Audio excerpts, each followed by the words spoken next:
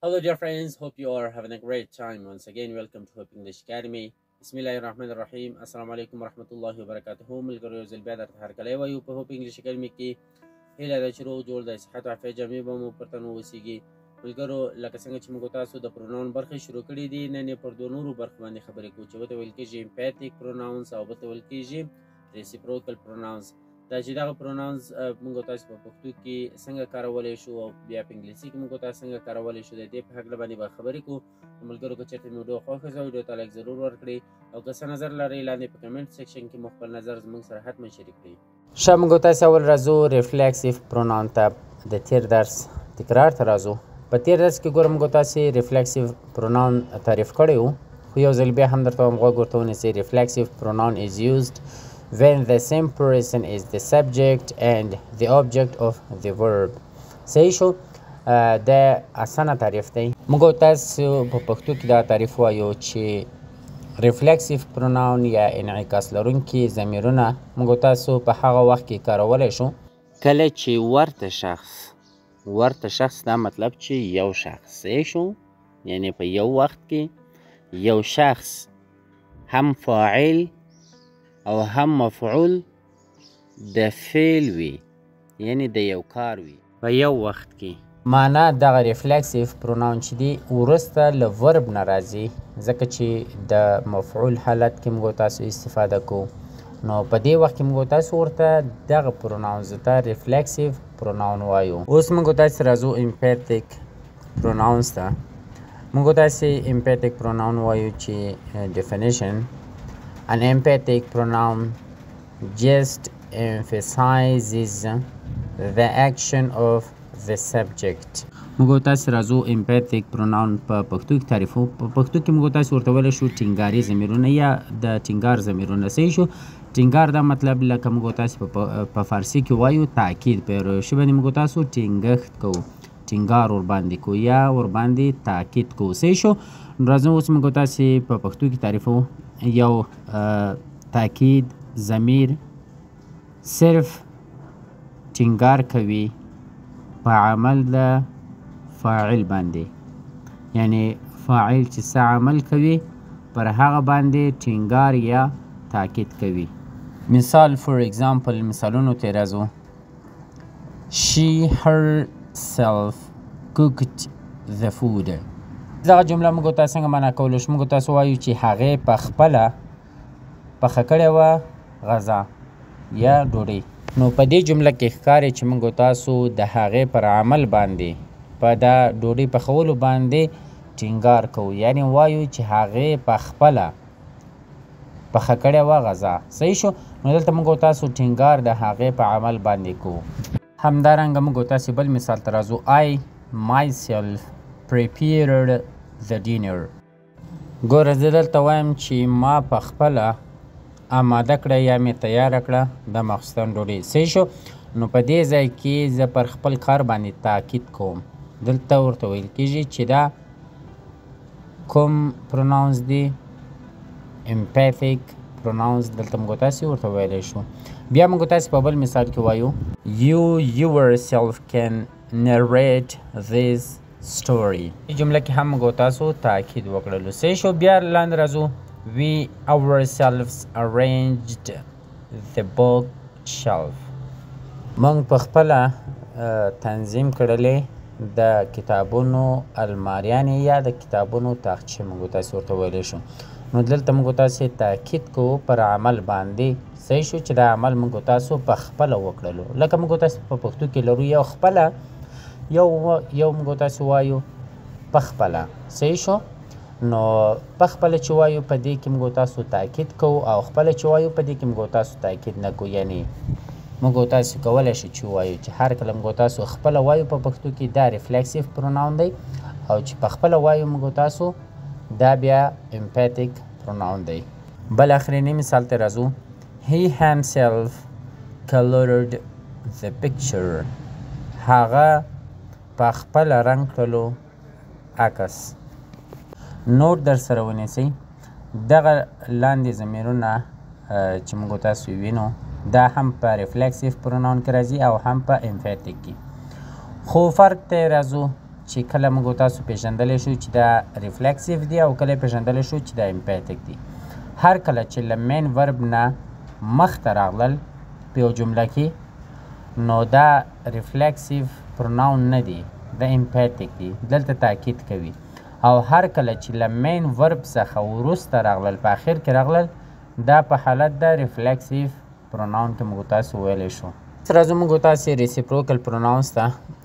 ډیفینیشن: We use reciprocal pronouns when each of two or more subject is acting in the same way towards the other. For example, A is talking to B and B is talking to A. راځو موږ تاسې په پښتو کې اوس تعریفو. متقابل ضمیرونه تعریف: موږ متقابل ضمیرونه کاروو کله چې د دو یا د ډیرو فاعلو څخه هر یو په ورته ډول عمل کوي د یو بل په لور. د مثال په توګه A له B سره خبرې کوي او B له A سره خبرې کوي. صحیح شو؟ یعنی یو کار ترسره کیږي په دو کسانو سره، مطلب یو عمل کوي هغه بیرته عکس العمل کوي. صحیح شو؟ د هغه په مقابل کې مثلا زه له تا سره لوبه کوم، ته له ما سره لوبه کوې. صحیح شو؟ نو دلته دواړه په یو عمل کې اخته شولو، دغه ته ویل کېږي ریسیپروکل پروناونس. راځو موږ تاسو دغه ضمیرونه وایو: each other, one another, every other. each other ته موږ تاسو راځو په یو وخت کې چې دوه کسان په خپل مابینځ کې یو عمل په دواړو سره ترسره کوي each other موږ تاسو ورته استفاده کوو. صحیح شو؟ یعنې د دوه کسانو لپاره. اول راځو موږ تاسو مثالونو ته. احمد and لیلا love each other. احمد او لیلا له یو بل سره مینه لري.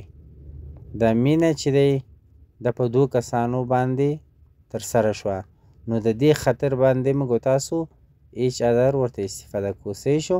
موږ تاسو one another نسو ورته استفاده کولی ځکه چې دوه کسان دی. موږ تاسې راځو دوهم مثال ته. فرضاً که موږ تاسې یو څه ووینو چې هلته دوه کسان دي یو بل ته سره وکتل. صحیح شو؟ موږ تاسې په انګلیسي کې بیا چې دا رقم ووایو. صحیح شو؟ یعنې کتل د دواړو له خوا څخه وشو. صحیح شو؟ یعنې د دواړو خوا څخه لیدل کتل وشول. نو په دې ټیم کې موږ تاسو له each other څخه استفاده کوو چې دوه کسان وي. صحیح شو؟ موږ تاسو وایو they looked at each other. they looked هغوی وکتل at each other د یو بل طرف ته. صحیح شو؟ عمران عمر ته وکتل، عمر عمران ته وکتل. صحیح شو؟ یعنې دواړو یو له بله سره وکتل. موږ تاسو دریم مثال ته. په دریم مثال کې هم موږ تاسو each other استفاده کوو. بیا زه موږ تاسو one another ته. صحیح شو؟ Izzat and Ali played cricket with each other. صحیح شو؟ عزت او علي د کرکټ لوبه وکړله with each other له یو بل سره. صحیح شو؟ یعنی عزت له علي سره لوبه کوله. صحیح شو؟ علي له عزت سره لوبه کوله. صحیح شو؟ یعنی یو بیټینګ کو یو بالینګ کولو خو عمل یو عملو کرکټ و. صحیح شو؟ نو دغه لپاره موږ تاسو each other استفاده کوو. تاسو راځو one another ته. one another ګوره موږ تاسو مثلا راشد خان دی، محمد نبی دی، مجیب دی، دا ټول په خپل مابینځ کې پریکټیس کوي. پریکټیس یو عمل سو او کسان 3 4 5 6 دانې دي. صحیح شو؟ له دوه کسانو څخه چې زیات وي. دغه لپاره بیا موږ تاسو چې شي استفاده کوو one another. موږ تاسو مثلا وایو they love one another.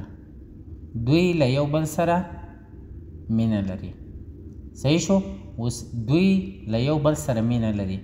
که چېرته موږ each other پکې ورکو نو دا مطلب چې له یو بل سره یعنی دوه کسان دي. one another یعنی له دوه کسانو څخه زیات دي. صحیح شو؟ دوی له یو بل سره مینه لري. لاندې دوهم مثال ته راځو. they just tease one another. they just tease یعنی دوی صرف زورول کوي one another یو له بل سره. مثلا راشد دی محمد نبی زوروي، محمد نبی دی مجیب زوروي، مجیب راپورته کېږي راشد زوروي. دا زورول یو عمل شو ترسره شو په څو کسانو سره؟ له دو څخه زیات. صحیح شو؟ 3 4 کسان 5 کسان 6 کسان چې یو عمل ترسره کوي بیا موږ تاسو وایو one another. دریم مثال ته موږ تاسو پکې راځو. they were happy of seeing one another. they were happy هغوی خوشحاله ول of seeing one another د یو بل په لیدو سره. صحیح شو؟ چې یو بل یې سره ولیدل خوشحاله شول. صحیح شو؟ نو په دې ځای کې موږ تاسو ویلی شو چې له 2 کسانو څخه زیات کسان دي چې سره یې ولیدل. تاسو راځو ایوری ادر ته. دا هم چې دی ریسیپروکل پروناون دی، خو صرف له هغو سره دومره فرق دی، لږ غوندې تفاوت لري چې یو منځ کې پرېږدي، دوهم ته ټوپ اچوي. صحیح شو؟ یو ورځ بعد مثلا موږ تاسو وایو تاک ورځې که نه، یعنې یکشنبه، سهشنبه او پنجشنبه. صحیح شو؟ یعنې دوشنبه په منځ کې پرېښودله، چهارشنبه په منځ کې پرېښودله، یوه هفته نه بله هفته، یوه جمعه نه بله جمعه، یو میاشت نه بله میاشت، یو کال نه بل کال. د دغه لپاره موږ تاسو چې شي کارو ایوری ادر. زه موږ تاسو مثالونو ته The car wash is open every other day. یعنې موټر شویي په هغه ځای کې چې موټر مینځل کېږي خلاص وي every other day، هره یوه ورځ بعد. صحیح شو؟ یعنې یو ورځ تر منځ بعد خلاص وي. دوم مثال ته راځو. We have team meetings every other day. We have team meetings.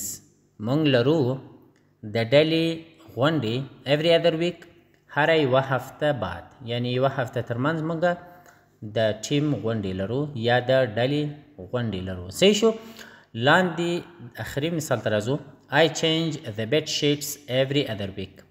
I change زه تبدیلوم the bed sheets یعنې د توشکې پوښونه یا د بسترخواب پوښونه every other week یوه هفته تر منځ، یعنې یوه هفته یې نه بدلوم، یوه هفته تر منځ یې تبدیلوم. صحیح شو؟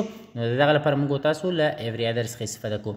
نو زموږ ویډیو تر همدې ځایه پورې وملګرو انشاءالله چې له ویډیو څخه به مو څه شی زده کړي وي. که ویډیو اوس معلوماتي ویډیو نو په کمنټ کې حتما خپل نظر مو زموږ سره شریک کړئ. تر راتلونکو ویډیوګانو مو پر سپیڅلي رب سپارم. ښه وخت، ښې شېبې. الله مو حافظ او ناصر شه.